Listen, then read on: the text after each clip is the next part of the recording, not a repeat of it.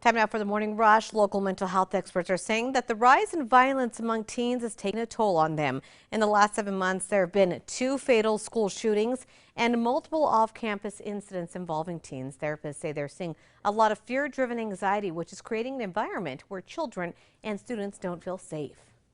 The ATV driver accused of hitting and killing a child outside of the River of Lights will stay behind bars until trial. Sergio Almanza argued that he is a victim of publicity and promised that he will not flee the country again. Judge Stan Whitaker said that Almanza already agreed to stay behind bars and there's no new information to warrant his release.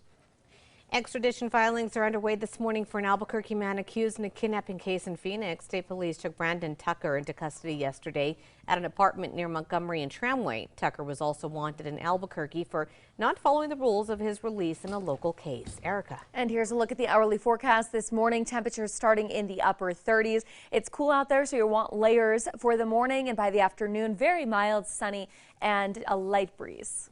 Santa Fe police are continuing their search this morning for a missing woman. 24-year-old Jaylene Delgado Sarceno was reported missing only a couple of days ago, but she has not been seen since March 10th. She is known to frequent downtown Santa Fe. Anyone with information is asked to call Santa Fe police. The Bernalillo County Sheriff's Office is continuing their search this morning for a man who got lost in the East Mountains. Jacob Bushy went missing 2 days ago. Last seen at the Cedro Peak campground in Tijeras with his Yamaha motorcycle. Anyone with information about his whereabouts, you're asked to call BCSO. New overnight, the Clovis Police Department is investigating a homicide. Officers responded to a shots fired call at apartments located across the street from the old Hotel Clovis. When they arrived, officers found a woman dead inside of an apartment. And we will continue to update you as we learn more about the story on air and online. In just a few days, cannabis sales across the state will be legal, but producers say there has not been enough time to stock up ahead of April 1st when recreational sales are set to begin. The state's Cannabis Control Division disagrees, saying that they are confident in the state's supply. Erica. And here's a look at the threat index for today. It's very low, just seeing some cool morning temperatures and some afternoon breezes to around 25 miles per hour. Nothing else going on, though. Ukrainian President Vladimir Zelensky will virtually address the NATO summit with President Biden and other world leaders in attendance. NATO announced that it's doubling its troop deployments in Eastern Europe.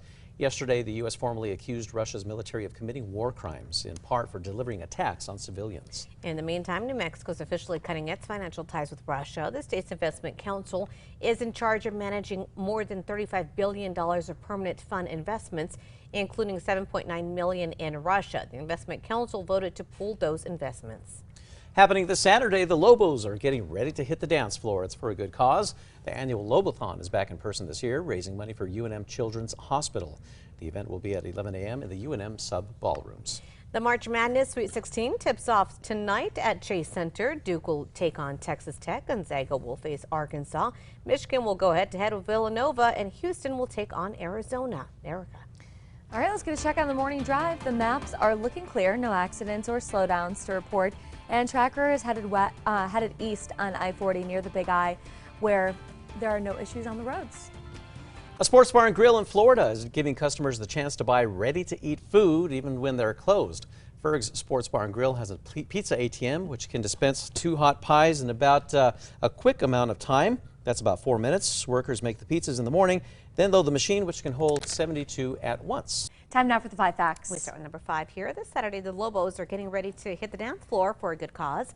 The annual Lobo-thon is back in person this year, raising money for UNM Children's Hospital. Organizers from the student-run philanthropy say they typically see around 500 students show up for the event, which includes dancing, along with performances, games, food, and more. And at number 4 this morning, the fastest skier in the U.S., who is also from New Mexico, will soon find out if he'll make it into the National Ski Hall of Fame. Ross Anderson has been skiing most of his life, and he went pro when he turned 21.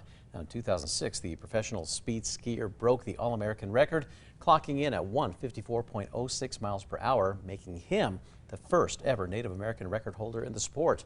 Recently, Anderson was nominated to be inducted into the National Ski Hall of Fame. And at number 3, it's going to be a warmer day. Temperatures climbing by 10 to 20 degrees, so we'll be back in the 60s and 70s. And number 2, the ATV driver accused of hitting and killing a child outside of the River of Lights will stay behind bars until trial. Sergio Almanza argued that he is a victim of publicity and promised that he will not flee the country again like he did after the crash. Now, originally, Almanza did not fight the state's request to hold him until trial, but earlier this month, his new attorney asked the judge to reconsider.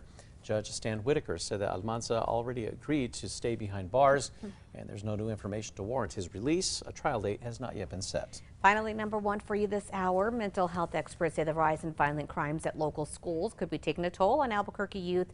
In the last 7 months, there have been 2 fatal school shootings and multiple off-campus incidents involving teens. Therapists say they're seeing a lot of fear-driven anxiety, which is creating an environment where children and students don't feel safe. They say young people need reassurance that their community is doing what they can to keep them safe.